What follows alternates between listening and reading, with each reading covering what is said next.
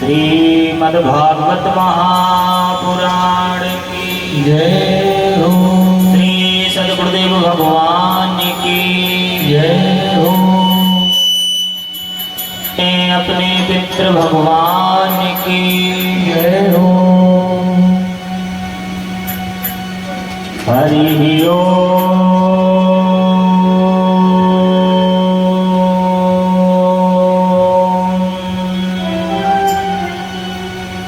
स्वस्ति श्री गणेशाय नमः। स्वस्ति श्री गुरुचरणकमलेभ्यो नमः। श्रीमात पितृचरणकमलेभ्यो नमः। श्री पितृदेवताभ्यो नमः। गजाननं भूतिगणाधिसेवितं कपित्थजम्बूफलचारुभक्षणम् उमासुतं शोकविनाशकारकम् नमामि विघ्नेश्वरपादपङ्कजम्। बंसी विभूषित करान नवनीर दावा पीतांबरा धरुण बिंब फला धरुष्टात् पूर्णेन्दु सुंदर दरविंद्र मुखार नेत्रात् कृष्णात् किमपि तात्त्वं न जाने। जय जय जय राधारमण जय जय नवल किशोर जय गोपी चित चोर प्रभु जय जय माखन चोर।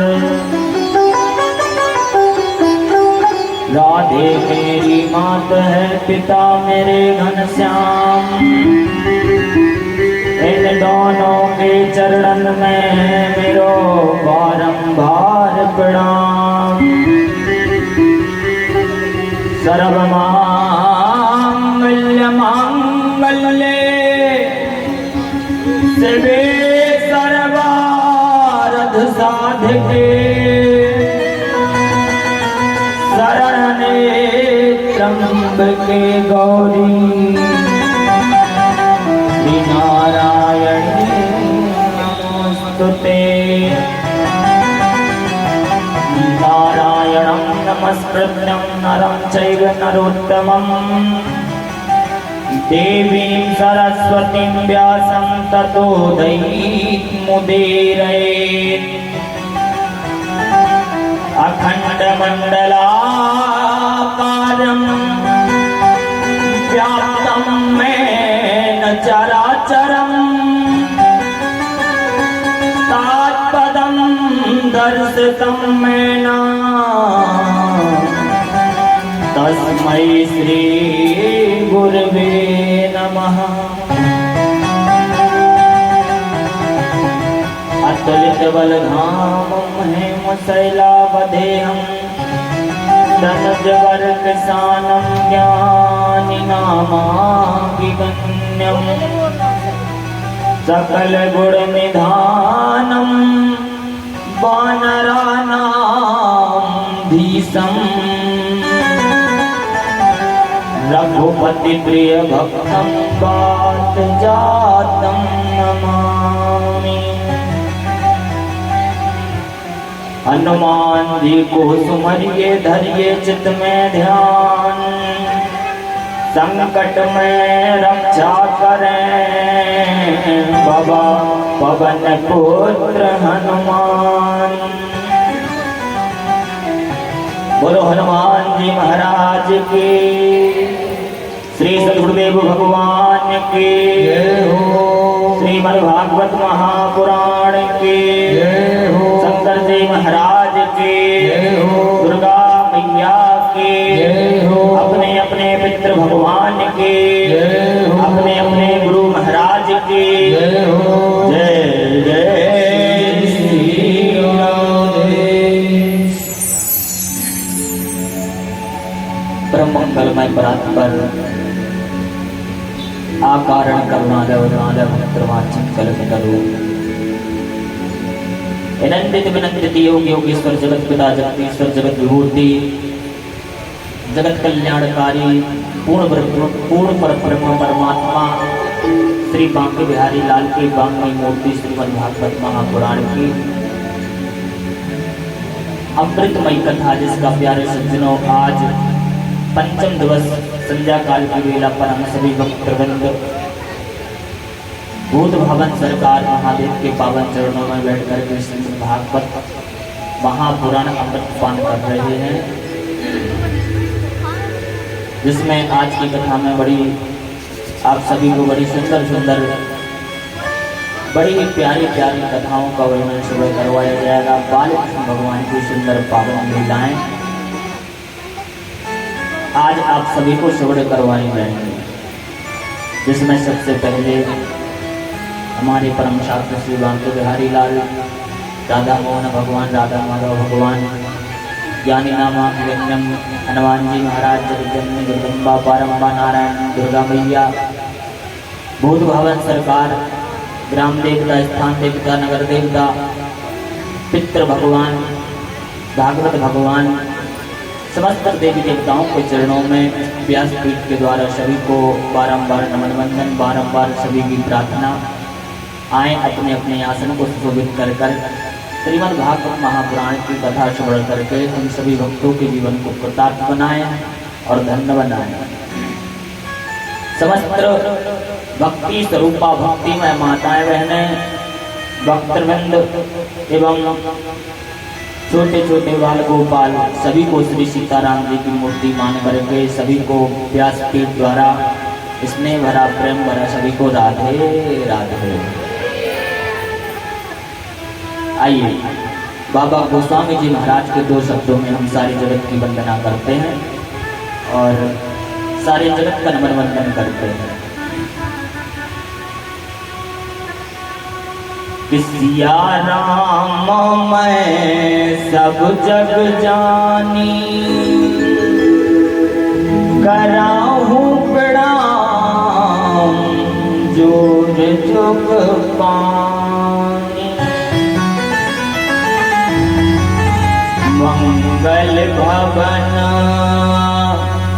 मंगलहारी, कृपाहु सुदशरथ अजिर बिहारी। चलत विमान कोलाहल होई, जय सिया राम कहीं सब कोई। सारे जगत की बारंबार वंदना श्री सीताराम जी की मूर्ति मान करके सभी को जय जय श्री सीताराम। आइए अब हम सभी लोग कथा में प्रवेश करने से पहले 2 मिनट प्रभु नाम संकीर्तन का गुणगान करें और सभी लोग मीठी मीठी तालियां की सेवा करते हुए अपने रूपी पंछी को गोविंद के पवन चरणों में समर्पण करते हुए सभी लोग कीर्तन को गुनगुनाएं।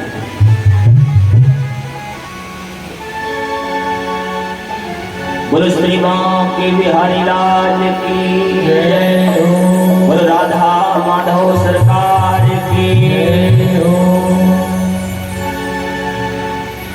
गोविंद राधे माधवा गोपाल राधे माधवा गोविंद राधे माधवा गोपाल राधे माधवा गोविंद राधे माधवा गोपाल राधे माधवा गोविंद राधे माधवा गोपाल राधे माधवा गोविंद राधे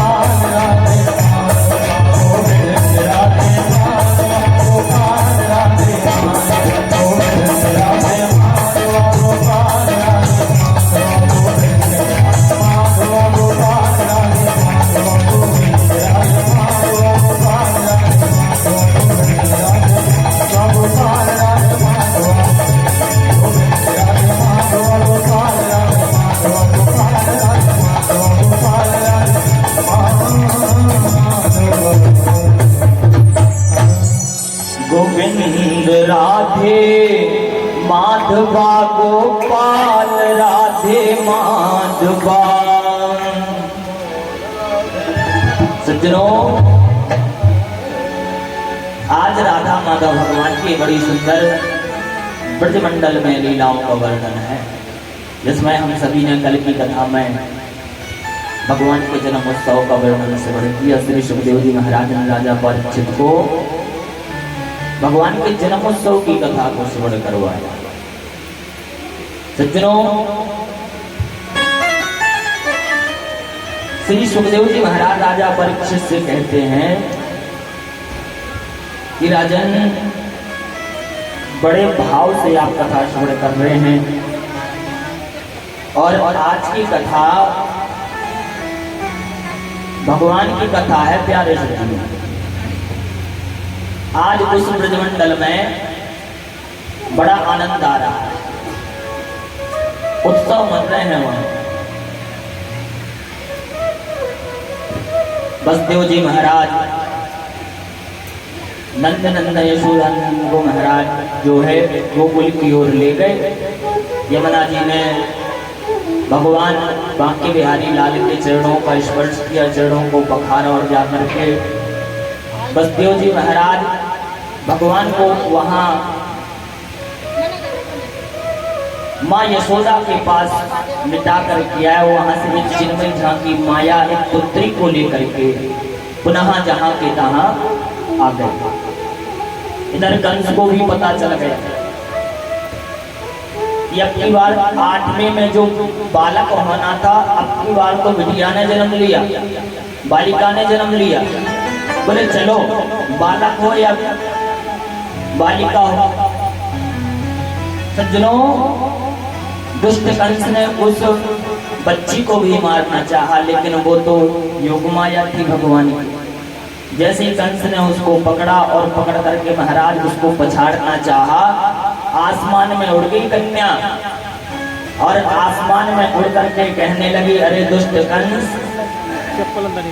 तुझे मारने वाला तो इसी ब्रजमंडल में पैदा हो चुका है, बच ले। कंस भयभीत हो गया। उधर नारद जी ने कंस को भयभीत कर दिया, 8 यहाँ से गिनवाया, 8 वहां से गिनवाया, बुद्धि को चिकित्सित किया और कंस के दिमाग में केवल एक ही बात चलने लगी, महाराज, कि हमारा शत्रु इस ब्रजमंडल में जन्म ले चुका है। नारद जी के चरणों को पकड़ा कंस ने, महाराज आप तो संत हैं, आप कृपा करो, जरा बताओ हमारा शत्रु कौन से गांव में, किस जगह, कहां पर उसने जन्म लिया, किसके यहाँ जन्म लिया। नारद ने कहा वो मैं ज्यादा नहीं जानता, लेकिन कुछ कुछ जानता हूँ। बोले जितना जानते हो उतना बताओ। बोले क्या जानते हो बताओ। बोले सुनो महाराज कंस, तुम्हारा शत्रु तुमको मारने वाला पता है कैसा होगा। बोले बताओ। बोले वो काला काला होगा, वो मुरली वाला होगा, वो काला काला होगा, वो मुरली वाला होगा। अरे देखने में छोटा, पेट में 1.5 हाथ की दाढ़ी वाला होगा, वो काला काला होगा। अरे महाराज कंस, बचना, पता है वो काला काला सांवला स्वरूप का होगा और देखने में तो नेक्सा लगेगा छोटा सा, लेकिन उसको छोटा नहीं समझना, बड़ा छोटा होगा, वो बड़ा नटखट होगा। अब तो महाराज नारद जैसे सज्जनों कंस को एक काला काला बता कर गए ना, स्वरूप का वर्णन बता कर गए। कंस की बुद्धि में महाराज वह काली काली चीज बैठ गई। कंस को तो महाराज सारा सारा संसार काला दिखने लगा। अब तो घर वाले यदि भोजन में दाल बनावे और दाल में यदि दाल का काला छिलका मिल जावे ना, कंस को तो पूरी थाली को फेंक देता कि कहीं इसी में तो हमारा दुश्मन शत्रु नहीं है। कंस का भजन इतना तेज बढ़ गया, मतलब चिंतन इतना तेज कृष्ण के प्रति बढ़ गया कि कंस को भगवान मिलना तो जरूरी ही थे। सज्जनों, कंस देखो जहां देखो महाराज वहां कृष्ण का चिंतन करने लगा। लेकिन ये तो हुई मथुरा की बात। अब चलना चाहिए हमको नंद भवन की ओर, वहां क्या हो रहा है जरा नजर डालो। तो सुखदेव जी महाराज राजा परीक्षित से बताते हैं, राजन वहां तो धूम मची है। अच्छा, बाबा नंद के दो बहनें हैं, एक का नाम नंदा, एक का सुनंदा। अब बाबा नंद की उम्र प्यारे सज्जनों 90 वर्ष की, माता यशोदा की 85 वर्ष की उम्र है। लेकिन इनकी दोनों बहनों को पहले से पता चल चुका था कि बाबा नंद के घर में कोई छोरा आने वाला है। 1 महीना पहले से इन लोगों ने डेरा डाला भाई के घर में। बाबा का रोज का काम रहता था कि यमुना स्नान करना।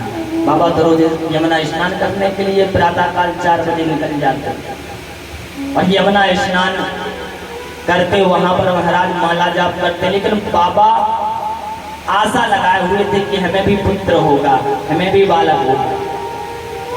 आज बाबा ने यमुना स्नान किया और यमुना स्नान करके महाराज बाहर निकले और यमुना के किनारे बैठ करके माला जाप कर रहे हैं। करना चाहिए सीताराम, लेकिन जब रहे हैं अभी तो भयो ना है, अभी तो भयो ना है, अभी तो भयो ना है। इस तरीके का जाप चल रहा है सज्जनों। उधर नंदा सुनंदा नंद महल में जैसी महाराज मैया यशोदा के कक्ष के सामने से निकले तो देखा कि महाराज एक कोई छोटा सा लाला वहां पर पड़ा हुआ है। नंदा सुनंदा से बोली, अरे बहन देख लाला है गयो। तब तक सुनंदा ने नंदा का हाथ दबायो, चुप रह पगली, अभी हल्ला मत करियो। बोले क्यों? बोले अभी से हल्ला कर देगी तो कुछ उपहार इनाम ना मिलेगी। एक काम कर, विधान से भैया को बताएंगे, बढ़िया से बताएंगे, तब जाकर के भैया हम दोनों को कुछ इनाम उपहार देंगे और उपहार लेकर के उनको खुशखबरी सुनाएंगे। अब तो नंदा और सुनंदा दौड़ पड़ी महाराज वहां यमुना के किनारे, भैया भैया भैया खुशखबरी। बाबा तो खुशखबरी सुनने के लिए बैठे ही थे। बोले बता बहन, मेरे कान बड़े तड़प रहे हैं खुशखबरी सुनने के लिए, क्या खुशखबरी लाई है? बोले खुशखबरी ऐसी थोड़ी सुनाई जावे, कछु उपहार चाहिए। तब बाबा नंद जोड़ी की चाबियां महाराज कमर में खोसे हुए, ले बहन तेरी है, जो कुछ तो कुछ चाहिए हो वो निकाल लेना, सब तेरो है, पर मोको खुशखबरी सुनाया जाए एक बार। अब तो नंदा सुनंदा चिल्लाई, भैया है गयो लाला, भैया है गयो माला वाला, वहीं पर पड़ी रह गई। बाबा नंद तो नंद महलों में भागे और भाग करके वहां पर महाराज बड़ा उत्सव मनाया। बोलो नंद के लाला की जय हो। बोले नंद का मन आज महान हो गया, इतना महान हुआ कि श्री सुखदेव जी महाराज राजा परीक्षित से वर्णन करते हैं कि राजन कि नंदात्मजम् उत्पन्ने जात हालादु महामना अहूय विप्रान वेद ज्ञान स्नान्ता सुचिरं कृते। नंद जी का मन आज महान बन गया, क्योंकि आज नंद जी के घर में आत्मज हुआ है। नंद जी प्रसन्न हैं, बड़े बड़े देव यज्ञ करवाए, ब्राह्मणों को बुलाकर के स्वस्ति वाचन का पाठ करवाया, ब्राह्मण जिमाए, यज्ञ करवाए, अनुष्ठान करवाए और ब्राह्मणों को यज्ञों के बाद दक्षिणा भी प्रदान की। बोले दक्षिणा क्या दी? तो सुखदेव जी महाराज वर्णन करते हैं अपने मुखारविंद से कि धेनूनां ते प्रादात् विप्रभया समलंकृते त्रिलादीनं सप्तरत्नौघा सात कौम्भाम्बरावृता। सज्जनों,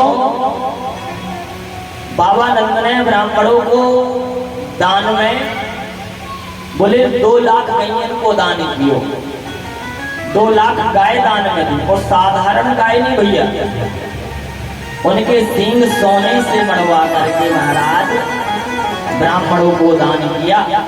उन गायों को 7 तिल के पहाड़ बनाए और 7 तिल के पहाड़ बना करके ब्राह्मणों को महाराज वह सोने से मड़वा करके ब्राह्मणों को दान में दिए। बोलो राधे राधे। नंद जी का मन आज महान हो गया, नंद बड़े मन वाले हो गए। क्यों? क्योंकि नंद जी के घर में महाराज आज जगत के पिता का महाराज जन्म उत्सव हुआ है। आज हमारे जगत के पिता महाराज वहां प्रकट हुए हैं। बड़ा सुंदर नंद उत्सव, सारे ब्रज में हल्ला हो गया कि नंद के घर लल्ला हो गया। सारा ब्रज आज प्रसन्न। 84 कोस की महाराज जितने भी गोपियां गोप हैं महाराज, सब आज बड़ा सुंदर श्रृंगार करके 16 प्रकार को श्रृंगार करके बूढ़ी बूढ़ी माताएं आ रही हैं महाराज। नई नई युवतियां नंद महल में नंद जी को बधाई दे, कृष्ण जी को बधाई देने के लिए पहुंच रही हैं। और नए नए छोरा थापकता हुआ चंदन लगा करके बगलबंदी पहन करके महाराज हाथ में लाठी लेकर के सिर पर पगड़ी बांध करके चल रहे हैं और नंद महल में पहुंच करके महाराज बधाई देने के लिए उद्यत हो रहे हैं।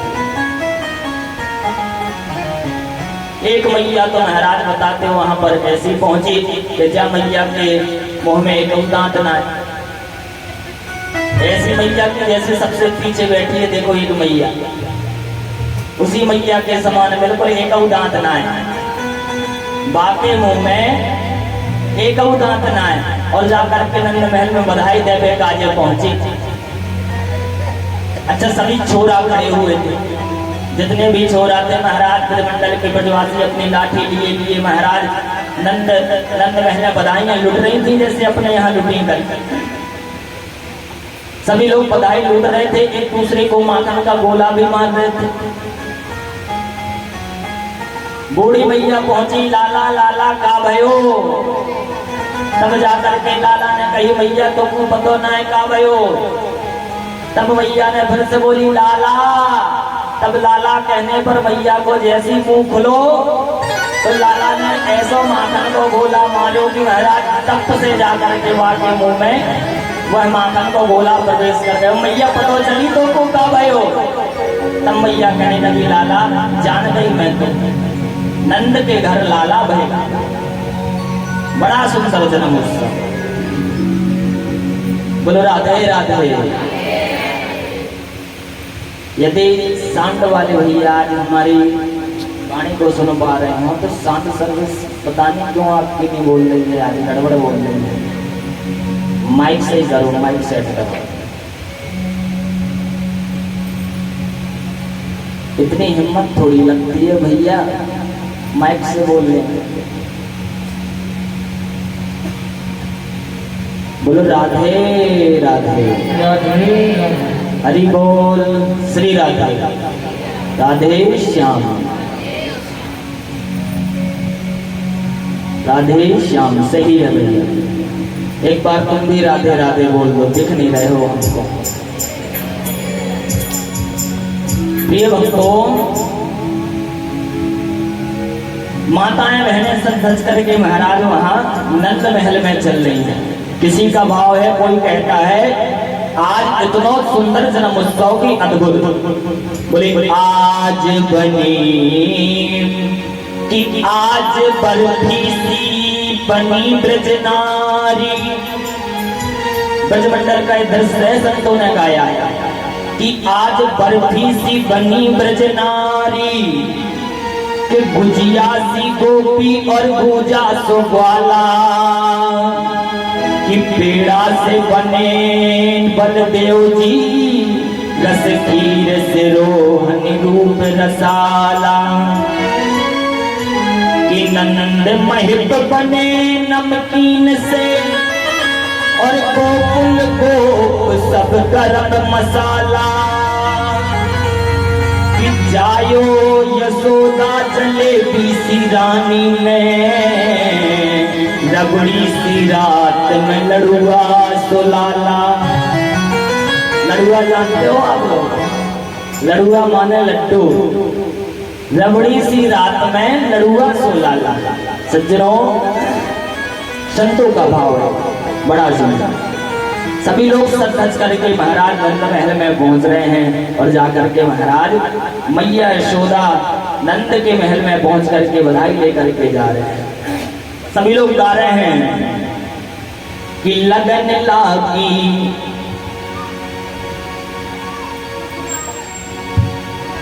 कि लगन लागी कन्हैया तेरे नाम की, लगन लागी कन्हैया तेरे नाम की, कन्हैया तेरे नाम की, लगन लागी कन्हैया तेरे नाम की, लगन लागी कन्हैया तेरे नाम की, लगन लागी कन्हैया तेरे नाम की, लगन लागी कन्हैया तेरे नाम की, कन्हैया तेरे नाम की, श्याम तेरे नाम की, कन्हैया तेरे नाम की, श्याम तेरे नाम की, कन्हैया तेरे नाम की, श्याम तेरे नाम की, कन्हैया तेरे नाम की, श्याम तेरे नाम की, लगन लागी कन्हैया तेरे नाम की, लगन लागी कन्हैया तेरे नाम की, लगन लागी।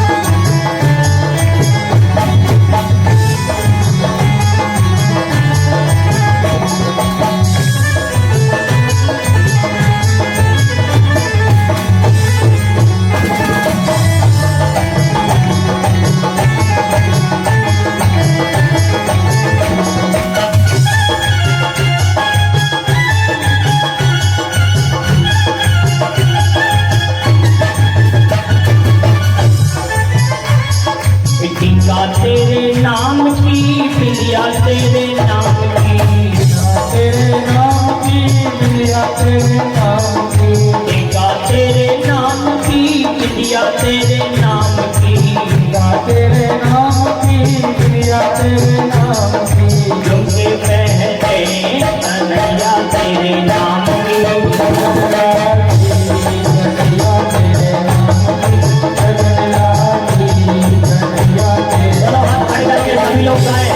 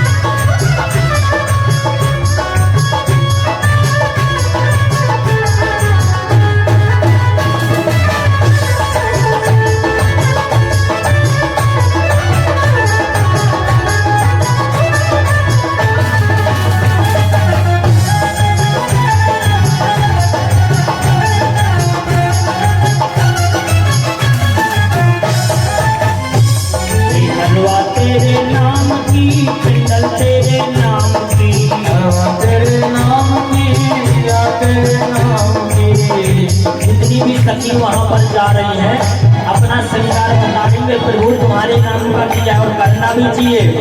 हलवा तेरे नाम की, पेटल तेरे नाम की, हलवा तेरे नाम की, पेटल तेरे नाम की, माला पहनी कन्हैया तेरे नाम की, माला पहनी कन्हैया तेरे नाम की, माला पहनी कन्हैया तेरे नाम की। दोनों हाथ खड़े करके सभी गाएं।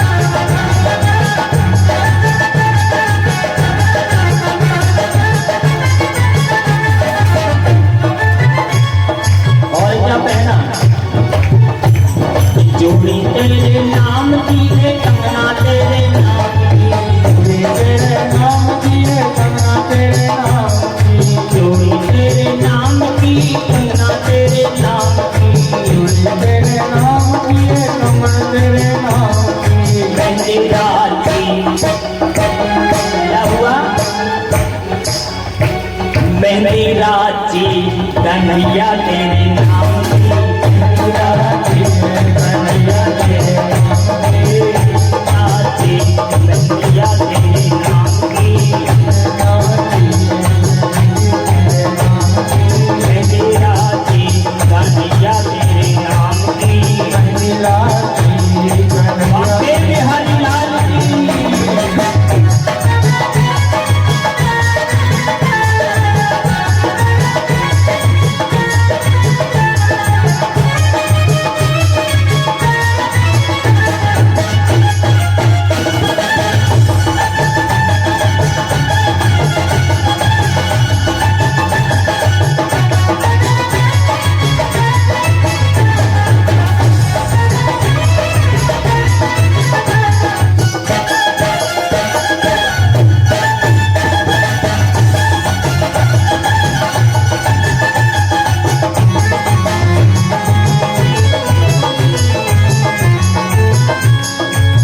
ढोल तेरे नाम की, चमचा तेरे नाम की, ढोल तेरे नाम की, चमचा तेरे नाम की।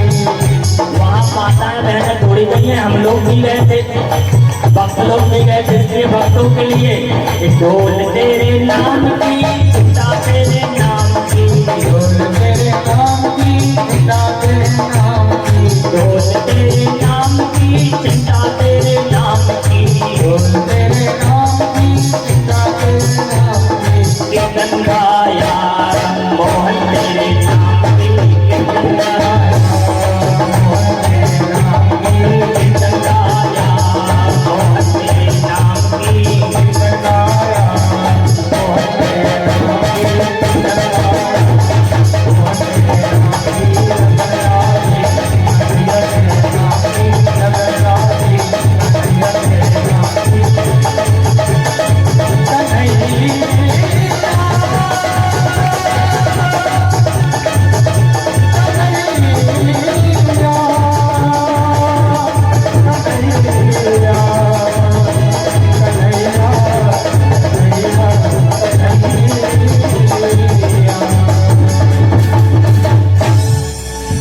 लगन लागी कि माधव तेरे नाम की लगन लागी।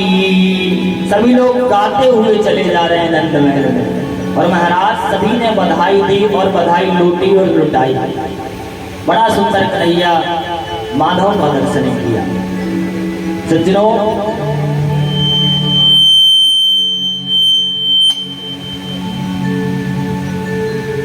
बड़ा सुंदर वहां का दृश्य, बड़ा सुंदर वहां की कथा। श्री सुखदेव जी महाराज कहते हैं, राजन अब चलते हैं हम सभी मथुरा की ओर। मथुरा में पहुंचते हैं। सज्जनों, मथुरा में उधर कंस बेहाल परेशान है। कंस ने रात्रि में एक आपातकालीन सभा लगाई। ऐसी सभा को, उस सभा में महाराज बड़े बड़े राक्षसों को सम्मिलित किया। धेनुकासुर, अघासुर, बकासुर, महाराज बड़े बड़े राक्षस एकत्रित हैं और बैठे हुए हैं। बोले भैया, बड़े कष्ट की बात है। हमने सुना है नारद के द्वारा कि हमारे शत्रु कृष्ण ने जन्म ले लिया इसी ब्रजमंडल में। अब तो हमें डर लग रहा है, पर दिन पे दिन हमारा शत्रु बढ़ रहा है। पता नहीं कब आकर के हमको मार के कोई ठिकाना नहीं। इसलिए कुछ कर सको तो करो। एक राक्षस बैठा था, उसने कहा कि महाराज क्यों चिंता कर रहे हो, हम तो हैं। बोले क्या सहायता करोगे? बोले सहायता हमारी ये रहेगी कि आप यदि आदेश दें तो ब्रजमंडल में जितने भी महीना 2-4 महीने के बच्चे हैं, जितने सारे बच्चे हैं, सबको एकत्रित मार दूं, सबको खा जाऊं। कंस ने कहा भैया कहां तक किस किस के बच्चे मारोगे? ऐसे में हमारा शत्रु थोड़ी मर पाएगा। ये जो तुमने योजना बनाई है बिल्कुल खराब है, ये नहीं चल पाएगा। तब वहीं पर एक कंस की बहन बैठी हुई थी जिसका नाम पूतना था। अच्छा, पूतना कहते किसको है? पूतना सज्जनों, पूतना उसको कहा जाता है जिस नारी के हृदय में अपने या पराय पुत्र के प्रति महाराज कोई प्रेम स्नेह वात्सल्य ना हो। संसार में ऐसी कोई माताएं है ही नहीं, लगभग हमारे अंदाज से संसार में ऐसी कोई माता बहन नहीं है जिसके मन में महाराज अपने या पराय पुत्र के प्रति ममता ना हो, क्योंकि माँ ममता की सागर होती है। हर किसी माताओं बहनों के हृदय में महाराज वात्सल्य उमड़ता रहता है, लेकिन जिस नारी के हृदय में यदि अपने या पराय बच्चे के प्रति प्रेम ना हो तो वो पूतना ही है, उसी को पूतना कहा जाता है। एक कंस की बहन है पूतना। सज्जनों, इसका नाम बढ़िया नहीं, इसका काम बढ़िया नहीं, इसका रहन सहन बढ़िया नहीं और इसकी सोच भी बढ़िया नहीं। बोली भैया, बहन के होते हुए भाई को चिंता करना, क्यों चिंता कर रहे हो, हम है ना। बोले देवी क्या करोगी। बोले आपके शत्रु कृष्ण को मारेंगे। कैसे मारोगी। बोले हमने एक योजना बनाई है। बोले क्या योजना। बोले योजना है हमारी कि हम तुम्हारे शत्रु को मारने के लिए जब जाएंगे तो हम तुम्हारे शत्रु को अपने स्तनों में जहर लगा करके जाएंगे और जा करके जहां पर तुम्हारे शत्रु का लोग जन्म उत्सव मना रहे होंगे, जहां पर भीड़ भाड़ होगी, जहर पिला करके भगाएंगे। फिर हमें कौन है पकड़ने वाला, फिर तो हम हवा है। कंस ने कहा देवी वो तो सब ठीक है, लेकिन तुमको कौन अपने घर में जाने देगा। ये जो तुम्हारा काला काला विकराल चेहरा है, अच्छा राक्षसों का जो महाराज शरीर होता है ना, मनुष्य से थोड़ी हटके होता है। एक काला काला तुम्हारा विकराल चेहरा स्वरूप, लंबे लंबे तुम्हारे बाल, मोटी मोटी ये तुम्हारी बड़ी बड़ी आंखें, बड़ी बड़ी ये तुम्हारी भुजाएं, कौन घुसने देगा तुमको अपने घर में, मार डालेगा कोई। बोले भैया उसकी चिंता नहीं करो, उसके लिए व्यवस्था हमने बनाई। बोले क्या व्यवस्था है। बोले काला काला चेहरा है तो क्या हुआ, लेकिन हम काले चेहरे पर मेकअप करके जाएंगे। बोले कैसा मेकअप। बोले आजकल ऐसे ऐसे मेकअप चले हैं, काले भी गोरे दिखने लगते हैं। हाँ, काले भी गोरे दिखते हैं। यदि शादी हो तो महाराज विकराल काला व्यक्ति महाराज मेकअप करवा ले तो उस स्टेज पर शादी में अलग लगेगा और सुबह से वो पहचान में नहीं आएगा कि वही था कि यही, फिर पहचान में नहीं आता, क्योंकि मेकअप बहुत चलने लगे। पूतना ने कहा यदि ऐसे में काम ना चले तो घूंघट किस लिए, घूंघट किस लिए होता। बोले हम घूंघट लगा करके तुम्हारे शत्रु कृष्ण को मारने के लिए जाएंगे। अच्छा गौर करना जरा, राधे राधे, एक घूंघट क्या होता है, एक घूंघट किसे कहते हैं। बोले घूंघट एक मर्यादा होता है। सज्जनों, घूंघट में अच्छे अच्छे काम बन जाते हैं। अब पूतना भी ये घूंघट लगा करके अपना काम बनाना चाहती है। घूंघट में बड़े बड़े काम बनते हैं। सज्जनों, यदि कथा में आना हो और कथा में नींद आ जाए धोखे से, तो महाराज एक हाथ का बढ़िया घूंघट लगाओ और घूंघट लगा करके कोई अच्छी सी जगह तक करके महाराज 3-4 घंटे की बढ़िया मीठी वाली नींद पाओ। ना व्यास जी को पता चलेगा कि सो रहे हैं कि कथा सुन रहे हैं, ना बगल वाले को पता चलेगा कि सो रहे हैं कि कथा सुन रहे हैं। घूंघट बड़ी बढ़िया चीज है, लेकिन प्रिय भक्तों घूंघट होता क्या है। बोले घूंघट मर्यादा। बोले मर्यादा तो आंखों से भी की जा सकती है। बोले वह घूंघट किस काम का, जिस घूंघट में महाराज अपने माता पिता सास ससुर की मर्यादा ना हो, बोले घूंघट तो लगा है एक हाथ का, और सास ससुर से लड़ाई जब झगड़ा होता है ना, तो फिर देखो कैसे कैसे प्रवचन मिलते हैं सज्जनों। फिर वो घूंघट किस काम का होता, वो घूंघट और निकाल लो सज्जनों। अच्छा, कहीं कहीं पर एक घूंघट प्रथा जो है बहुत तेज चलती है। हमारे यहाँ घूंघट प्रथा इतनी तेज है कि महाराज अधिक सज्जनों, लेकिन घूंघट लगाना यदि हमारे, हमें नहीं कहते घूंघट ना लगाओ, घूंघट लगाना चाहिए, अच्छी बात है, मर्यादा है। लेकिन घूंघट के साथ जो तुम्हारे घर में तुम्हारे बड़े बुजुर्ग हैं, उनकी मर्यादा नहीं घटनी चाहिए। बोले एक हाथ से घूंघट पकड़ती है लड़ाई होने पर, और दूसरा हाथ महाराज यूं ऐसे चलता है कि अब ना सज्जनों, फिर वो घूंघट का महाराज कोई भी महत्व नहीं रहता।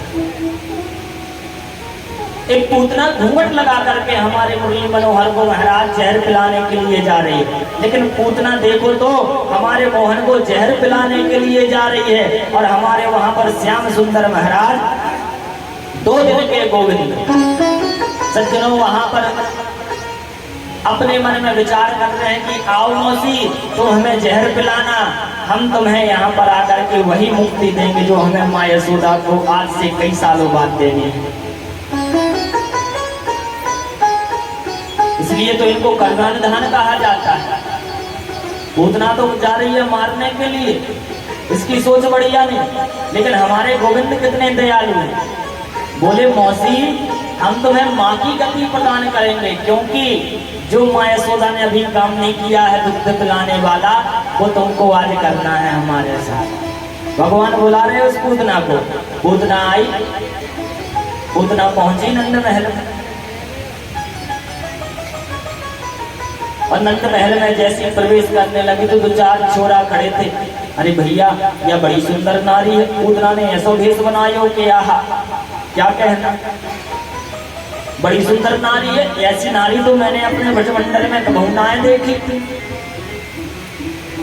दूसरे छोरा ने कहे, लाला या को जाने दे, रास्ता दे दे, या काऊ प्रकार की मोको लागे, भैया यशोदा की सहेली है, उसको मत छेड़, निकलने दे इसको। उसको रास्ता मिला और पूतना महाराज दबे पैर अंदर महलों में पहुंच गई, जहां पर हमारे गोविंद महाराज पलना में सो रहे थे। पलना में लेटे हुए थे, और मैया यशोदा तो उनके घर रिश्तेदार आ रहे थे। मैया यशोदा अतिथि सेवा में लगी हुई थी, क्योंकि अतिथि देवो भवा, अतिथि देव स्वरूप होते हैं, देवता समान होते हैं, देवता होते हैं। पता नहीं किस रूप में आकर नारायण मिल जाएगा। सज्जनों, अतिथि सेवा बहुत जरूरी है। हमारे गांव घर में कोई अतिथि आ जाए, उसको भगवत सेवा के समान उसकी सेवा करना चाहिए। प्रिय भक्तों, पूतना पहुंची। पूतना जैसी पहुंची तो हमारे गोविंद टुकुर टुकुर देख रहे थे अपनी आंखों से। पूतना जैसी पलना के पास पहुंची तो देखते हुए हमारे गोविंद ने अपनी आंखें पूतना को देख करके बंद कर ली। पूतना को देखा और भगवान ने आंखों को बंद किया। राजा परीक्षित ने प्रश्न किया, महाराज ये बात नहीं मैं समझ पाया, भगवान ने पूतना को देख करके आंखों को क्यों बंद किया? सुखदेव जी महाराज ने बड़ा सुंदर जवाब दिया। बोले, परीक्षित, भगवान की एक आंख में सूर्य वास करता है और दूसरी आंख में चंद्र वास करते हैं। सूर्य और चंद्र को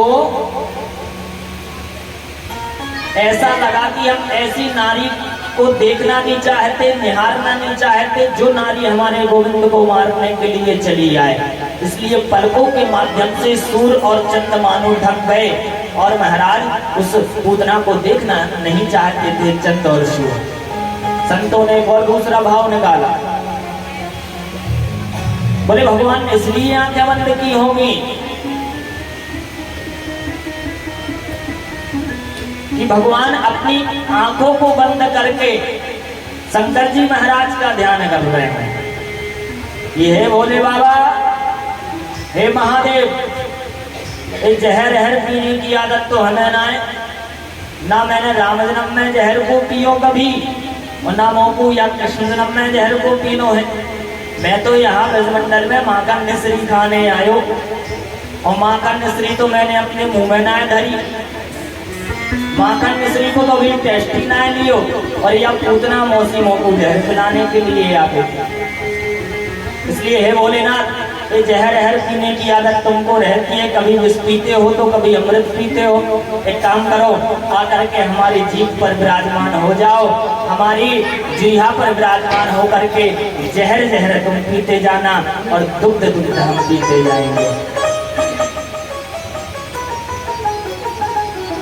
संतों ने और भी बहुत सुंदर सुंदर भाव बताए हैं। सज्जनों,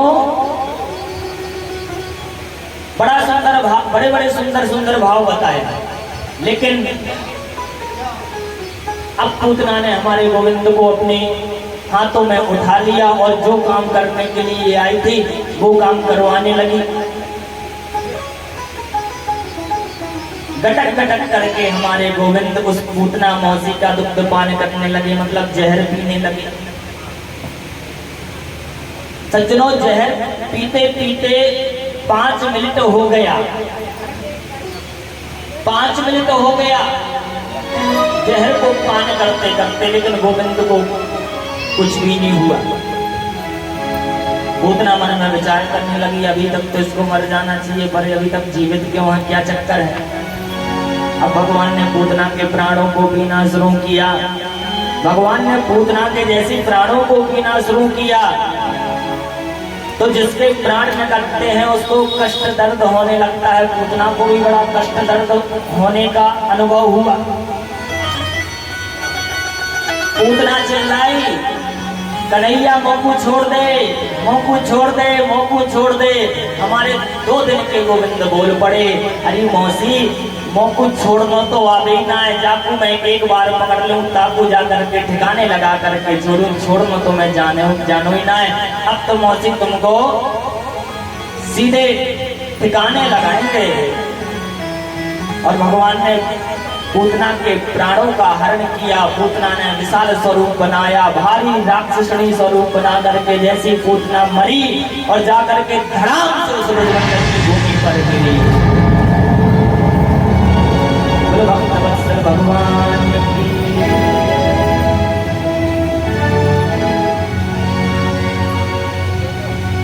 ये हो गए भव से पार,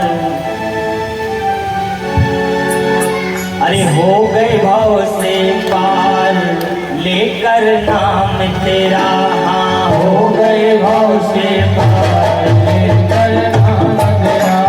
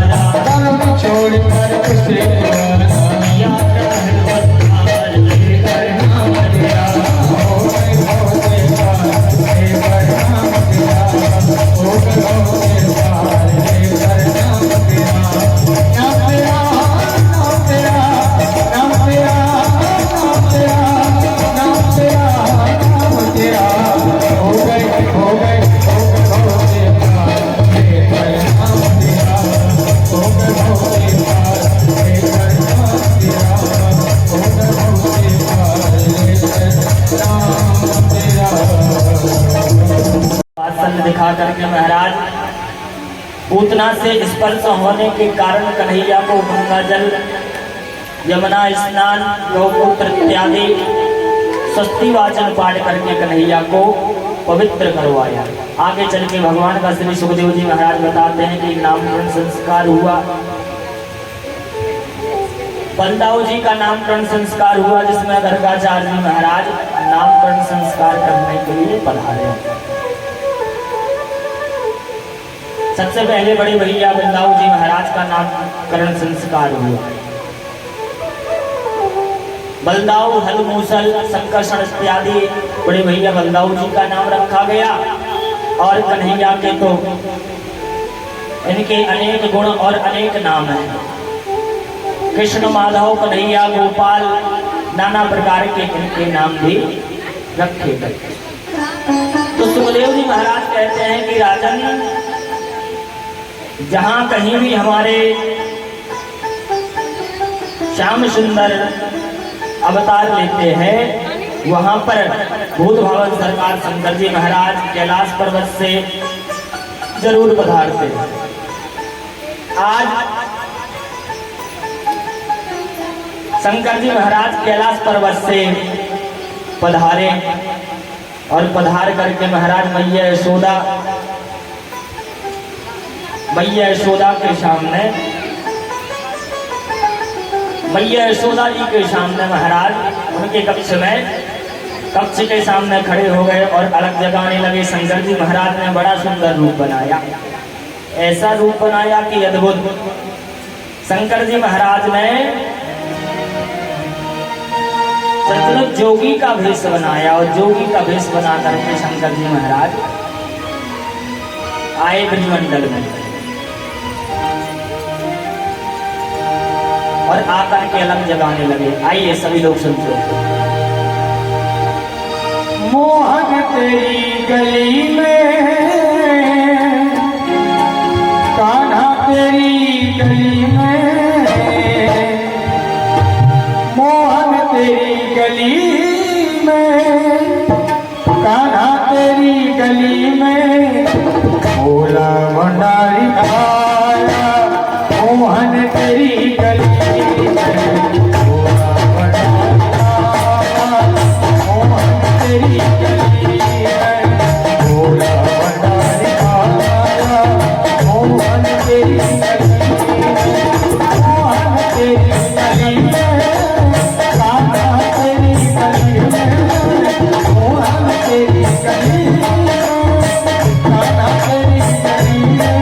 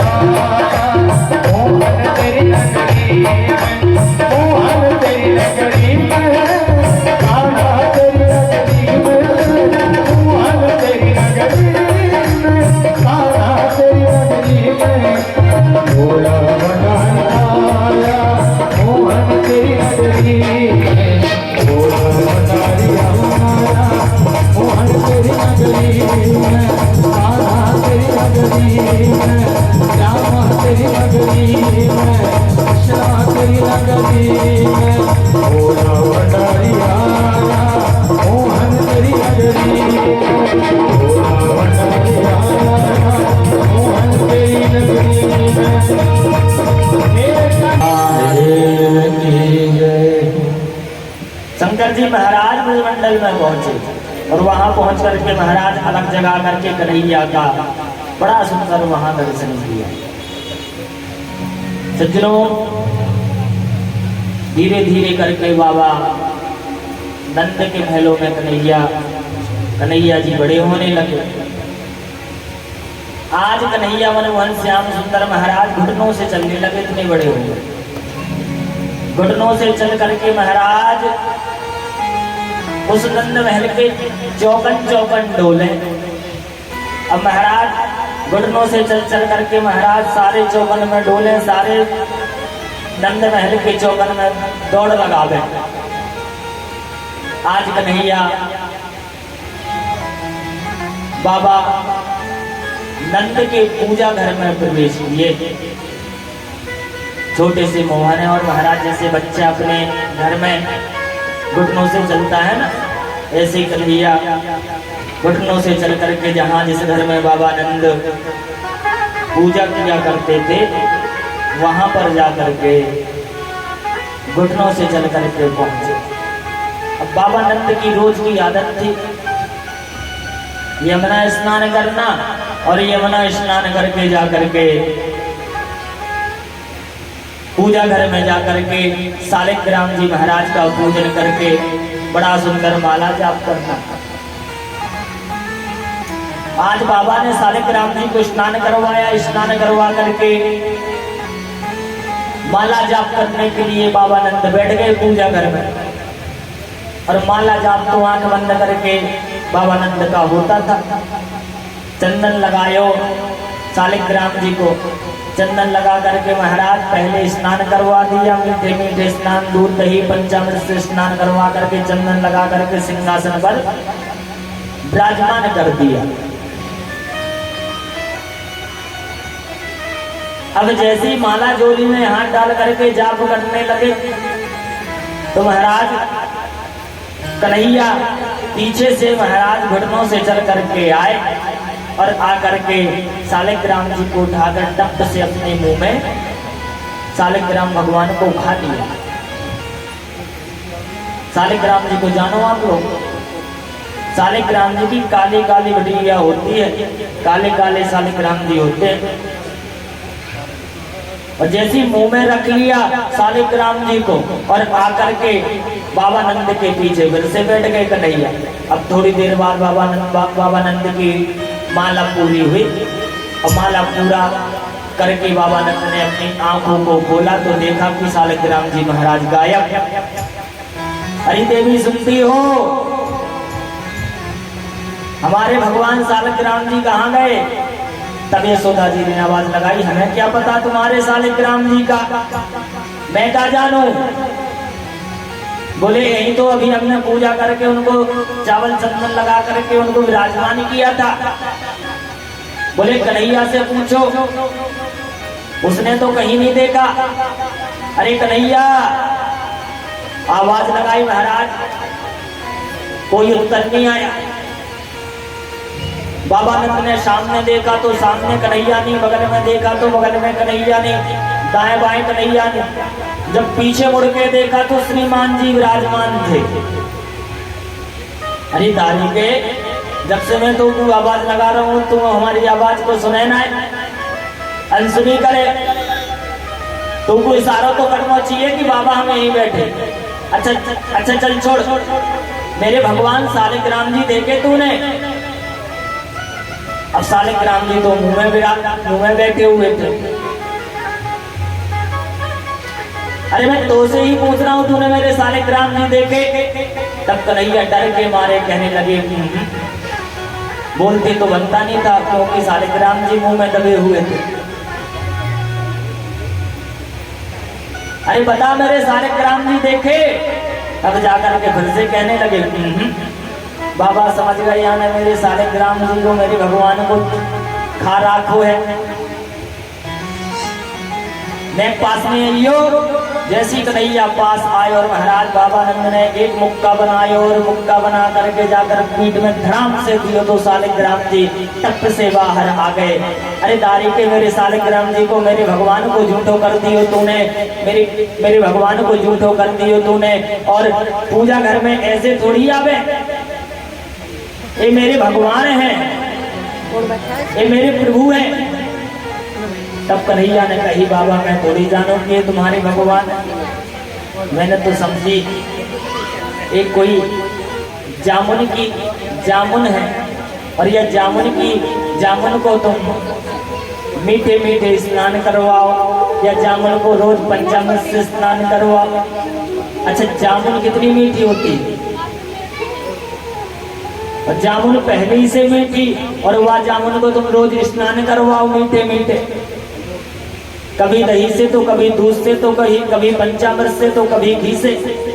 तो मैं कई दिनों से देख रहा था बाबा की उस जामुन को तुम स्नान करवाओ, तो मैंने सोचा यह जामुन कितनी मीठी हो गई होगी, इसलिए मैंने या सालिग्राम जी को खाली और को पहले पता हो तो कि ये सालिग्राम जी हैं तुम्हारे, तो हम काहे को खाते। लेकिन बाबा आइंदा गलती हो गई, आज के बाद ऐसा कभी नहीं होगा। कान पकड़ लिए कन्हैया ने, बड़ी सुंदर सुंदर पावन पावन लीलाएं कन्हैया।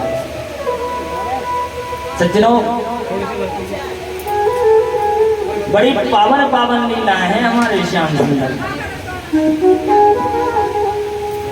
अब तो श्याम सुंदर महाराज धीरे धीरे बढ़ते जा रहे हैं और नटखटी लीलाएं करते हैं महाराज, नटखटो जैसी लीलाएं हो रही है। श्री सुखदेव जी महाराज बताते हैं कंस ने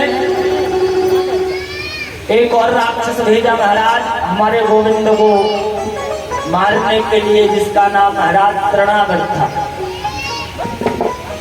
जो महाराज बनबूढ़े के रूप में आया, विशाल तूफान के रूप में आकर के कन्हैया को जाकर के उड़ा ले गया आसमान में। विकट रोए बाबा नंदमा यशोदा, लेकिन ब्रजवासी भी, कन्हैया ने सोचा कि हमारे बाबा नंद यशोदा रो रहे हैं और बड़े परेशान हैं हमको ना देखकर। तब जाकर के कन्हैया ने उस बनबूढ़े को, प्यारे सज्जनों, उस तूफान को ऊपर से ऐसी पछाड़ मारी कि जाकर के उसी ब्रजमंडल में महाराज धड़ाम से हो गया और भगवान ने उसका उद्धार कर दिया। भक्त वत्सल भगवान की। सज्जनों छोटे से गोविंद ने महाराज छोटी सी उम्र में बड़ी बड़ी लीलाएं की, बड़े बड़े राक्षसों का उद्धार किया।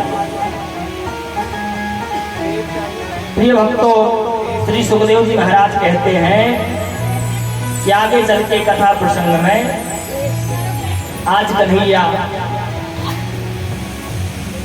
रमद रेत पर बैठे हुए हैं और अपने छोटे छोटे सखा श्री दामा इत्यादि मधुमंगल के साथ जाकर के यमुना के किनारे महाराज वहां पर पहुंचे, जहां पर महाराज एक बड़ी अच्छी सुंदर भूमि है। बोले क्या? सुखदेव जी महाराज ने वर्णन किया कि एकदा कीड़मानस्ते रामाध्या गोपिकारिका कृष्णं वन्दे वत्सितवानिते मात्रे निवेदयन्। सज्जनों,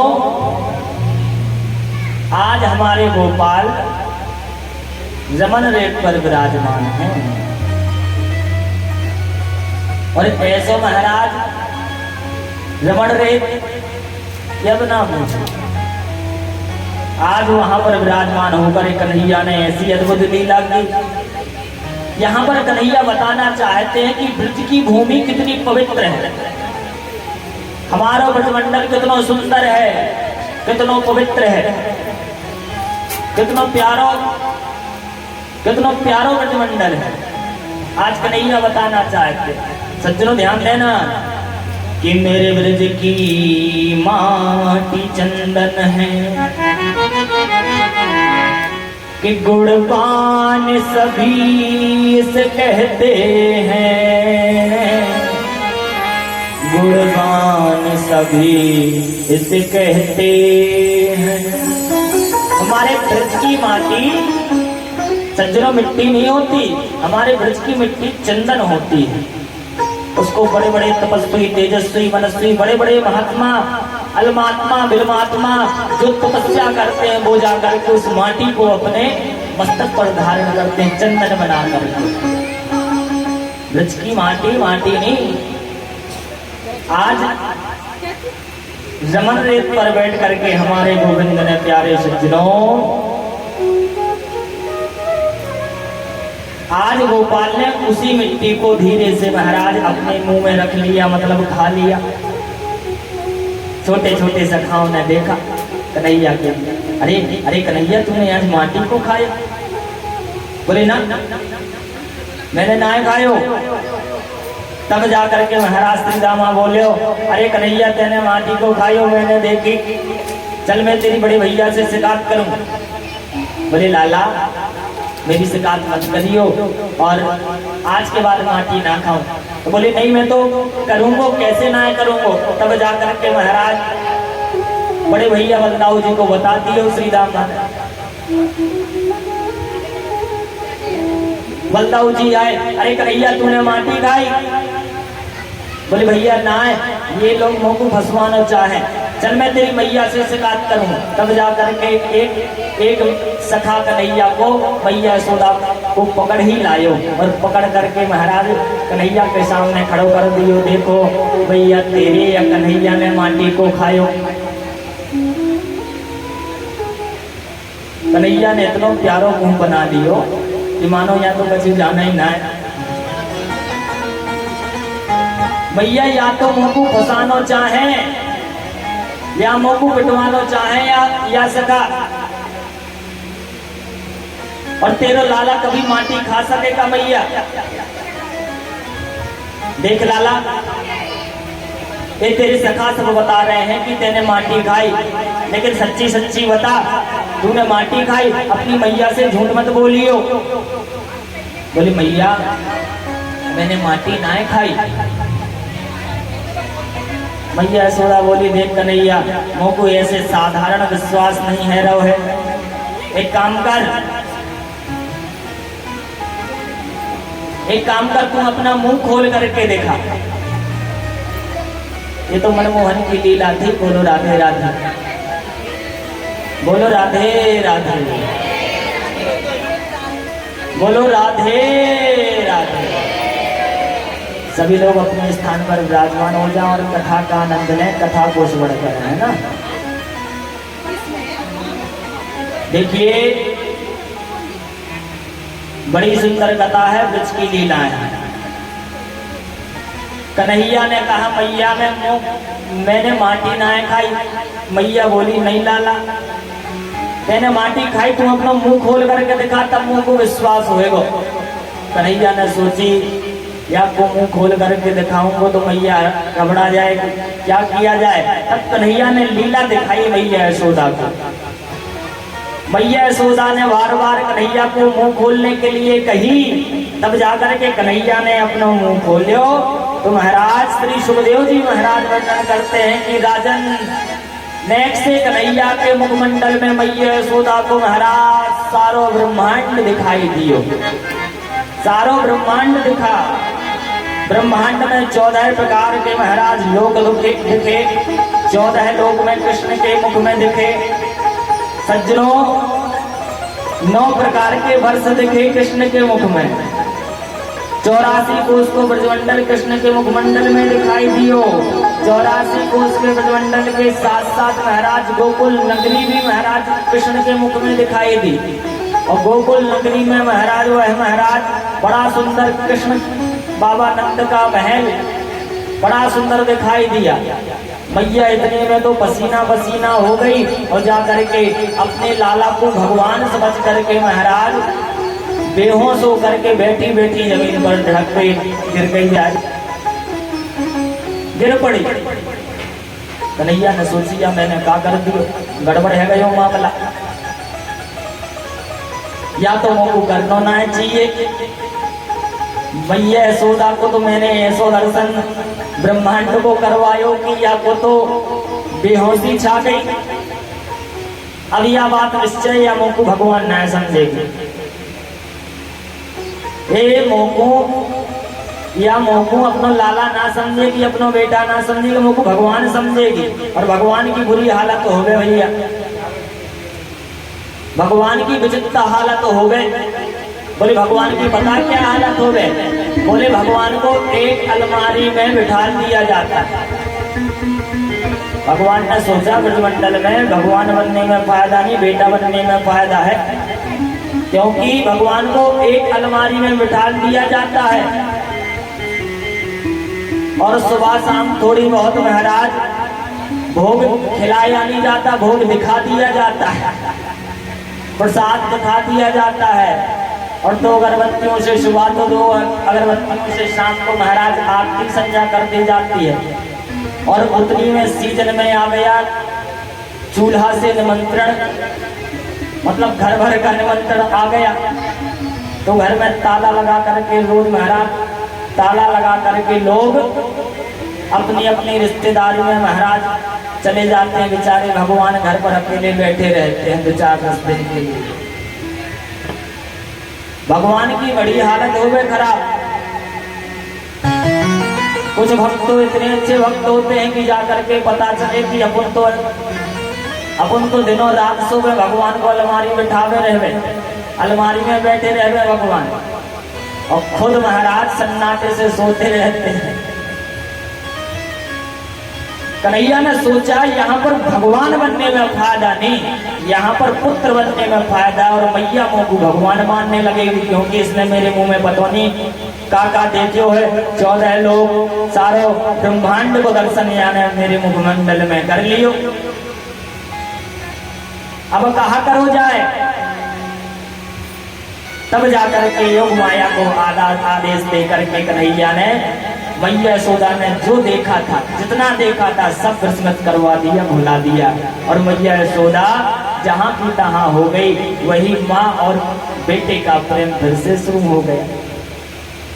बड़ी सुंदर सुंदर पावन पावन कन्हैया के लिए सुखदेव जी महाराज कहते हैं अब तो कन्हैया इतने बड़े हो गए कि महाराज बड़े भैया बलदाऊ भैया गैया चरावे और कन्हैया को बछड़े चराने की अनुमति प्राप्त हो गई। अब महाराज बछड़े चरावे जावे, मधुमंगल श्रीराम इत्यादि और भी सखा कन्हैया को आगे आगे गैया और पीछे पीछे कन्हैया और ग्वाल। सज्जनों, गैया के पैरों से उड़ने वाली धूल जाकर के कन्हैया के मस्तक पर विराजमान है। ये ब्रज की भूमि की और ब्रज की माटी की महिमा है।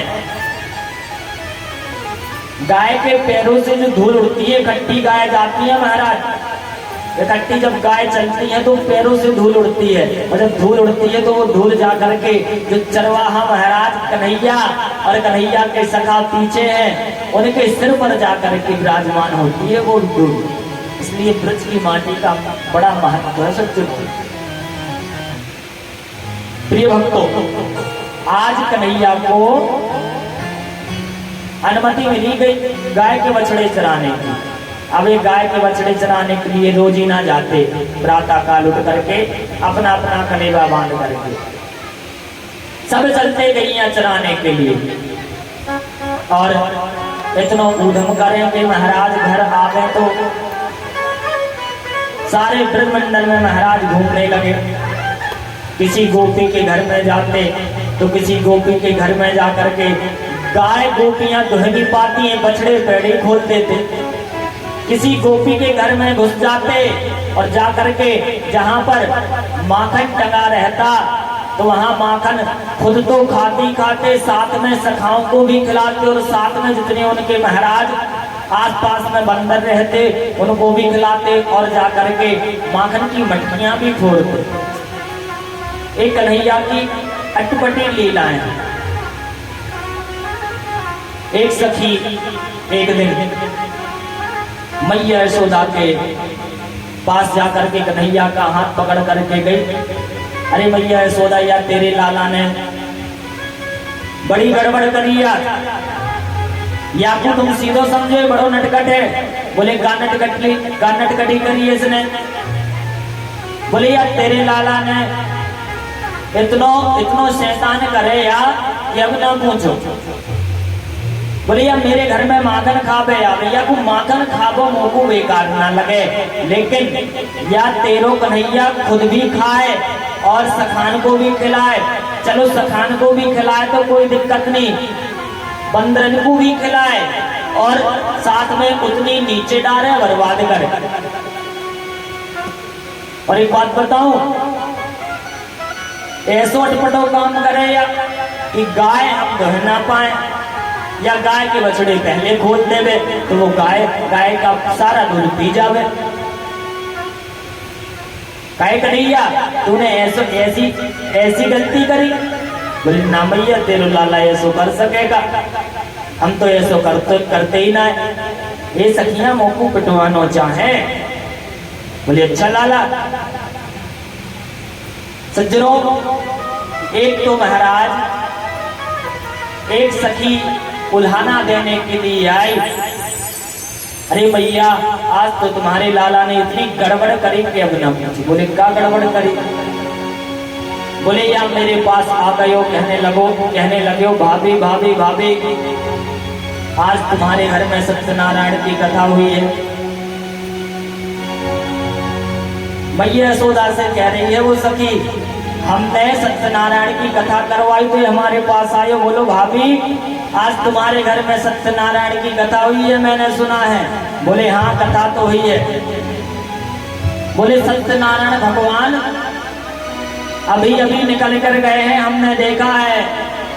जैसी मैं इसके कहने से बाहर निकली सत्यनारायण भगवान को देखने के लिए, पता नहीं है कहाँ से दो पिल्ला पकड़ के लाए और जाकर के सत्यनारायण के पट्टा पर जाकर के उन पिल्लों को बिठा दिया और कहने लगा कि देखो भाभी ये तुम्हारे सत्यनारायण भगवान तुम्हारे सिंहासन पर बैठ गए।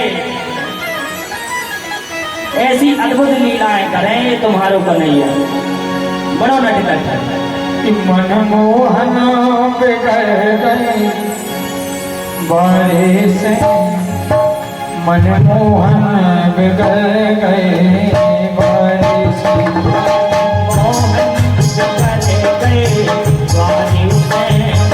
मोहन बिगड़ गए बारी से, मनमोहन बिगड़ गए बारी से, मनमोहन बिगड़ गए बारे से, मनमोहन बिगड़ गए बारे से, मनमोहन बिगड़ गए बारे से, मनमोहन बिगड़ गए बारे से।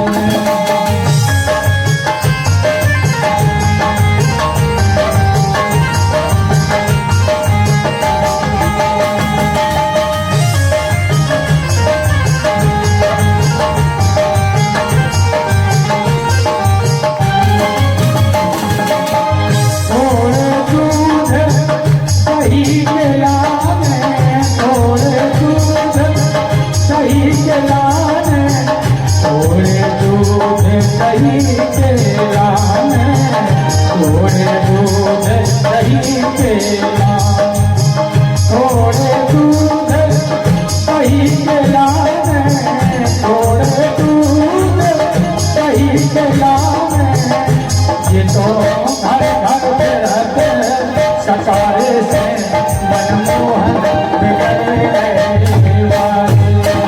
मनमोहन बिगड़ गए बारे से, मायसुदारी के बुलाने से।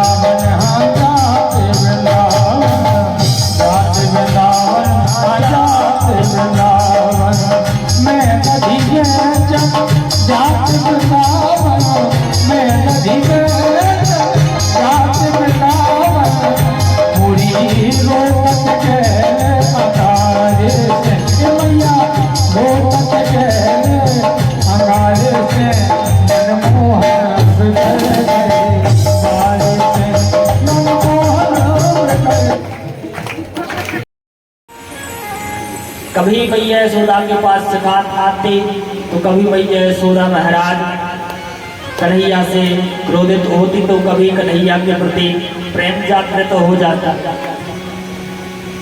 आज कन्हैया ने अपनी पूरी मित्र मंडली को बिठाला और बिठाल करके कन्हैया ने कहा, आज से हम लोग रोज नित्य प्रति चोरी करेंगे। मंडली बोले चोरी करेगा? बोले किस चीज की? बोले माँ कन्याश्री की चोरी। क्या तुम्हारे हमारे घर में कमी है माँ कन्याश्री की? बहुत सारा माँ कन्याश्री रखा है। बोले चोरी करने में जो माँ कन्याश्री खाने में आनंद आवे उस माँ कन्याश्री की बात ही अलग है। सज्जनों, आज कन्हैया ने अपनी मंडली का नाम माखन चोर प्रचार मंडली नाम रख दिया। अब उस माखन चोर प्रचार मंडली के महाराज जो अध्यक्ष हैं वो जाकर के कन्हैया स्वयं बने। अब कन्हैया अपनी मंडली को ज्ञान बांटने लगे, कहने लगे सुनो, चोरी करना सीखना है तो चोरी कहाँ से सीखना चाहिए? बोले सबसे पहले अपने घर से सीखना चाहिए। बोले सबके घर में माखन होता है, सभी लोग अपने अपने घर में माखन चुराएंगे आज। बोले बिल्कुल। अब तो महाराज अपने अपने घर में सब चले गए और जाकर के महाराज अच्छी खरी दोपहरी थी, उस दोपहरी में जाकर के अपने अपने घर में माखन चुराने की तैयारी कन्हैया करने लगे। जैसे कन्हैया अपने महलों में जहाँ जिस कक्ष में माखन रखा रहता था, बड़ा सुंदर कक्ष था वो, चारों तरफ महाराज आईने लगे हुए, प्रतिबिंब लगा हुआ था महाराज चारों तरफ, मटकी रखी हुई थी। कन्हैया जैसे ही उस कक्ष में प्रवेश किए और कन्हैया ने देखा कि मटकियों में माखन रखा हुआ है। जैसे कन्हैया ने मटकी पर हाथ रखा तो कन्हैया का प्रतिबिंब जो है आईने में उनको अपना दूसरा स्वरूप दिखा। अब छोटे से मनमोहन, छोटे से कन्हैया, उनको लगा कि यहाँ तो मैंने जाना हमारे घर में मैं ही चोर हूँ, लेकिन पहले से ऑलरेडी एक चोर घुसा हुआ है हमारे घर में। अरे ये कहाँ से आया? तब कन्हैया ने मटकी का ढक्कन उघाड़ा और उघाड़ करके महाराज जैसी मटकी में हाथ डाला तो महाराज अपने प्रतिबिंब के सामने देखा तो देखा कि वो भी वही किसी प्रकार का कर रहा है, हाथ डाल रहा है। बोले माखन को निकाला तो वो भी प्रतिबिंब माखन को निकाल रहा है। अब माखन निकालते समय महाराज मटकी जाकर के धम्म से गिरी और धम्म से मटकी गिरने की आवाज मैया यशोदा काम कर रही थी। कानों में मैया यशोदा की आवाज पहुंची और दौड़ करके मैया यशोदा आई और कन्हैया ने जैसी मैया को देखा तो मैया का डर लगा। तब कन्हैया ने मन में विचार किए, काम करो, बचने का कोई अब उपाय नहीं, इस चोर को पकड़ लो जो सामने दूसरा है।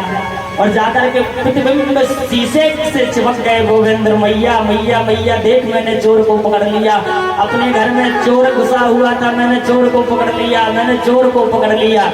तब मैया को मटकी फूटने का दुख नहीं हुआ, मैया मुस्कुराई। इस लाला को नेक से कन्हैया को देखो तो सही, कितनी प्यारी इसकी लीलाएं हैं, कटकटी लीलाएं कि अपने ही प्रतिबिंब को, अपनी ही परछाई को चोर बता रहा है। आहा, बड़ी प्यारी प्यारी कन्हैया की लीलाएं, बड़ी सुंदर सुंदर लीलाएं करते जा रहे हैं। आगे चल के श्री सुखदेव जी महाराज ने बताया कि सज्जनों, कन्हैया ने बहुत सुंदर सुंदर लीलाएं की। आज हमारे श्याम सुंदर बछड़े चराने के लिए गए।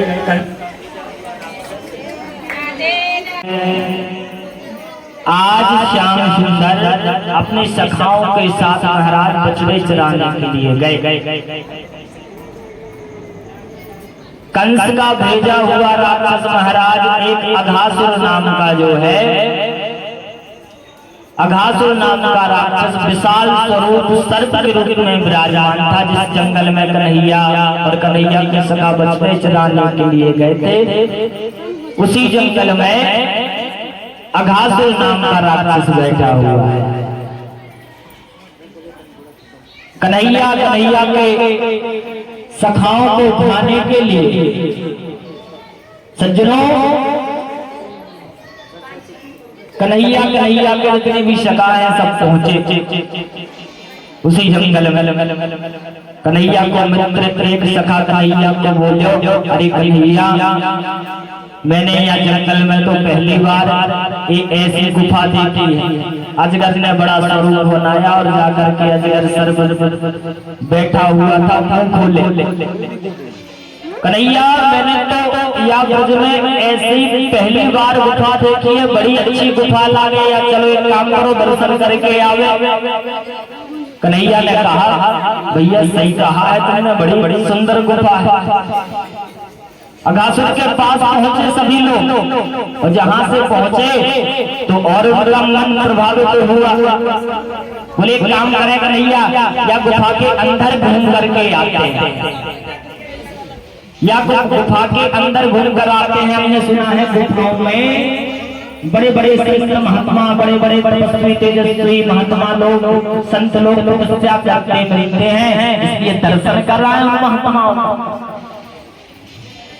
तब कन्हैया ने कहा, सही कहा है तुम लोग, नहीं काम करो, चलो चलते हैं गुफा में घूमने के लिए। जैसे कृष्ण और कृष्ण के सखा महाराज उस अघासुर के मुखमंडल में जैसे ही प्रवेश किए तो महाराज अघासुर के मुखमंडल में प्रवेश करते ही अघासुर की जीभ मिली। सबसे पहले जीभ मिली तो जीभ पर जैसे अघासुर के जीभ पर कन्हैया और कन्हैया के सखाओं के पैर पड़े, तब जाकर के उन लोगों को लगा कि आहा कितनी सुंदर, कितनी अच्छी गुफा है। पहले से इतनी गुलगुली लग रही है, इतनी सुंदर लग रही है। तब कन्हैया को एक मित्र एक सखा बोले, अरे कन्हैया, या गुफा में ये सफेद सफेद खूंटियां किस लिए लगी हुई हैं, ये खूंटा क्यों लगे हैं? कन्हैया ने कहा, अरे सखाओ तुम न जानो, या बड़ी गुफा है, इस गुफा में बड़े बड़े संत महात्मा जो है जब पूजा पाठ करें, तपस्या करें, तो अपने अपने थैला लेके आवे वो। हम लोग कैसे अपना अपना थैला लेकर के आए? तो संत महात्मा जब थैला लेकर के आवे तो वो भीतर थोड़ी थैला ले जाते, उन्हें एंट्री नहीं रहती है। अपना अपना सामान का थैला, अपने अपना बाल भोग का थैला, अपने अपने कलेवा का थैला यहीं पर बाहर ही टांग कर आते हैं, इसलिए कुटिया बनी। इसलिए चिंता नहीं करो, एक काम करो, अपने अपने कलेवा को यहीं पर टांगो और चलो अंदर चलते। अब तो सज्जनों,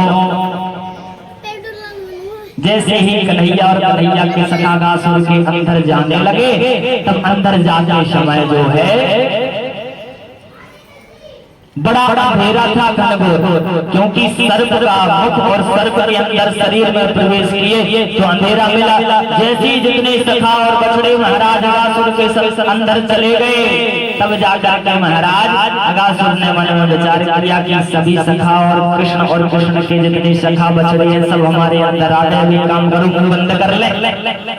अघासुर ने अपना मुंह बंद कर लिया और मुंह बंद करके अब तो और घनघोर अंधेरा छा गया अघासुर के अंदर। थोड़ी देर बाद कृष्ण के सखाओं की महाराज सांस घुटने लगी, सांस लेने में तकलीफ होने लगी। तब कृष्ण का एक सखा बोला, कन्हैया चल भैया, यह गुफा तो बड़ी भयभीत है, यहाँ में अंधेरो ही अंधेरो दिखे और साथ में मेरी सांस भी ना निकले, मेरे यहाँ पर जी घुटे, कुछ कर भैया उपाय। तब कन्हैया ने अपनी आंखों को बंद की, आंख बंद करके देखा कि ये कोई किसी प्रकार की गुफा नहीं, ये तो कंस का भेजा हुआ राक्षस अघासुर है। कन्हैया ने अपने शरीर को फुलाना शुरू किया और शरीर को फुलाना जैसे शुरू किया तो महाराज अघासुर का पेट फट गया और जाकर के महाराज कृष्ण के सखा बछड़े महाराज सब बाहर आ गए और कृष्ण के सखा कहने लगे कन्हैया जान बची सो लाख उपाय, घर को बुद्धू वापस आए, बच गए नहीं तो आज तो अघासुर ने खा लिया था। बोलो वृंदावन बिहारी लाल की। बड़ी सुंदर सुंदर पावन पावन कृष्ण के लीलाएं। सज्जनों अब ये लोग बछड़े चराने लगे, अपना अपना थैला तो लिए थे कलेबा का, हाथ में थैला था। कन्हैया की रोज ये विशेषता थी कि कन्हैया अपने घर का कलेबा कभी नहीं ले जाते, अपने घर का कलेबा नहीं ले जाते थे। उनको बारी बारी करके उनकी सखा उनको अपना कलेबा खिलाया करते थे कि आज हमारे घर से, आज हमारे घर से, आज हमारा प्रसाद पाओगे, आज हमारा कलेबा करोगे। इस तरीके से उनका रोज का कलेबा कन्हैया का हुआ करता था। सज्जनों आज हमारे श्याम सुंदर मंडली के बीच में विराजमान है और मंडली कन्हैया की विराजमान है, बैठी हुई है। आज कन्हैया अपनी मंडली के बीच में से कह रहे हैं आज तो भैया हम किसी के घर का प्रसाद नहीं खाएंगे, आज हम किसी के हाथ का कलेबा नहीं करेंगे, आज तो मधुमंगल के घर का भोग पाएंगे। मधुमंगल आज जो लाया होगा वो हम पाएंगे। और खोटी बात है कि मधुमंगल उस दिन कुछ भी नहीं लाया था क्योंकि उसके घर में कुछ था नहीं। मधुमंगल ने इतनी बात सुनी, मधुमंगल का नंबर बहुत देर बाद आया था। मधुमंगल ने इतनी बात सुनी, मधुमंगल बेचारों खुशी के मारे दौड़ पड़े कि आज तो हमारे मनमोहन श्याम सुंदर ने हमारे घर का प्रसाद मांगा है, इसलिए हमें कुछ ना कुछ लाना चाहिए। जाकर के पहुंचा घर, मैया मैया मैया आज बताओ, आज हमारे कन्हैया ने सारी मंडली के सामने हमारो इतना मान रखो, इतना मान रखो कि अब यहाँ पूछो। आज हमारे कन्हैया ने सारी मंडली के सामने हमसे कही कि आज हम मधुमंगल के घर का भोजन करेंगे और मैया जल्दी से जल्दी जो कुछ घर में रखा है जल्दी दे दे, मेरी कन्हैया को भूख लगी होगी। तब जाकर के मैया अंदर गई तो देखा कि कुछ भी नहीं, अंदर कुछ भी नहीं मिला। अरे लाला घर पे तो कुछ ही नहीं, आज अन्न का दाना भी घर पे नहीं बचा है। अरे मैया तू अच्छे से देख, कुछ तो रखा होगा, जो रखा हुआ है जल्दी से जल्दी मुझको दे दे, मैं अपने कन्हैया के पास ले जाऊं, जाकर के अपने कन्हैया को भूख भवा दूं। तब जाकर के महाराज मधुमंगल की माँ एक पुराने कक्ष में घुसी। तब जाकर के वहाँ एक पुराने जमाने की मिट्टी की मटल्ली जो महाराज बर्तन होते थे, मिट्टी के बर्तनों में 8 की खट्टी कड़ी, बासी कड़ी रखी हुई और कड़ी का कटोरा मैया के हाथ में आ गया और जाकर के मन हल्का करके मधुमंगल के पास पहुंची। बेटा आज तो कुछ नहीं घर पे, आज तो एक खट्टी कड़ी बासी कड़ी रखी हुई है, बेटा एक काम कर अपने कन्हैया को ले जाते बने।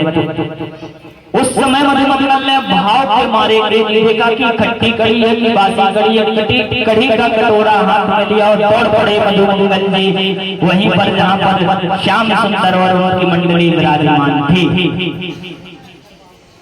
और जब उनके पास पहुंच गए तब एक पेड़ की होठ में छिप गए और पेड़ की होठ में छिप करके जा करके अब उस कड़ी के कटोरे को हमारे श्याम हमारे मधुमंगल जी देख रहे हैं कि मेरो कन्हैया या खट्टी कड़ी को कैसे खाए, क्योंकि हमारे कन्हैया का मुंह खट्टा खाने वाला नहीं, वो तो माखन मिश्री खाने वाले हैं। और हमारे श्याम सुंदर या खट्टी कड़ी को किस प्रकार खाएंगे, उनका मुंह खट्टा हो जाएगा। क्या किया जाए? तब मधुमंगल हाथ में चाट रहे हैं, फिर बार बार चाट रहे हैं। काफी देर हो गई कन्हैया से, कन्हैया को भूख लगी थी। कन्हैया मंडली में से उठे, अभी तक मधुमंगल नहीं आए, कहाँ गए? तब जाकर के देखा कि मधुमंगल पेड़ की ओट में छिपे हुए हैं। अरे मधुमंगल क्या कर रहे हो यहाँ? बोले बस बस कन्हैया मधुमंगल ने दुपट्टा से कढ़ी का कटोरा छुपा लिया। अरे क्या छुपा रहे हो, मेरी काकी ने का दियो, बताओ। तब मधुमंगल ने बोले कुछ नहीं कन्हैया, कुछ नहीं, कुछ मिलो ही नहीं घर पे था ही नहीं मैया, तो कुछ बता रही थी, कुछ है ही नहीं घर पे। अरे नहीं ऐसा ना हो सके मधुमंगल, हमारी काकी ऐसा ना कर सके, कछु ना कछु तो दियो हो।